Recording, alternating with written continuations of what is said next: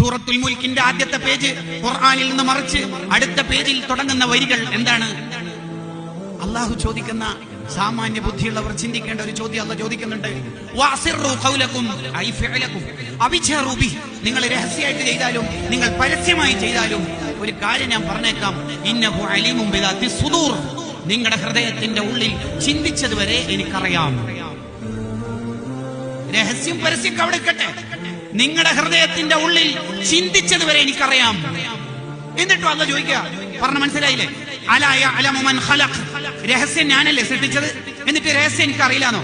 നീ എന്തിനാ light of ആക്കിയത്, വാതിലടച്ചത്, കുറ്റിയിട്ടത്, ക്ലിയർ ആക്കിയത്, ഡിലീറ്റ് ആക്കിയത്, ലോക്ക് ആക്കിയത്? എന്തിനാ? കാണാതിരിക്കാൻ. ആര് കാണാതിരിക്കാൻ? ഉപ്പ, ഉമ്മ, ഉസ്താദ്, ജ്യേഷ്ഠൻ, ക്ലാസ്മേറ്റ്. പിന്നെ എന്തിനാ ഇപ്പൊ ഫോൺ ഓഫ് ആക്കിയത്? ഹറാമ് കണ്ടുകൊണ്ടിരിക്കുമ്പോ കാണാതിരിക്കാൻ. അതിന് ഇവിടെ ആരുമില്ലല്ലോ.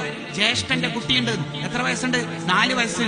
ഓനിക്ക് കണ്ടാ തിരിയോ? ഭയങ്കര സാധന ഉസ്താദേ, 4 വയസ്സാണെങ്കിലും എനിക്ക് എല്ലാം തിരിയോ? എന്താ കണ്ടത്? ഓഹോ, ആ 4 വയസ്സുള്ള കുട്ടിയുടെ വില പോലും നീ അള്ളാഹ് കൊടുക്കണില്ലല്ലോ അല്ലെ? അതാ അള്ളാഹ് ചോദിക്കണത്. അലാ യഅലമു മൻ ഖലഖ്.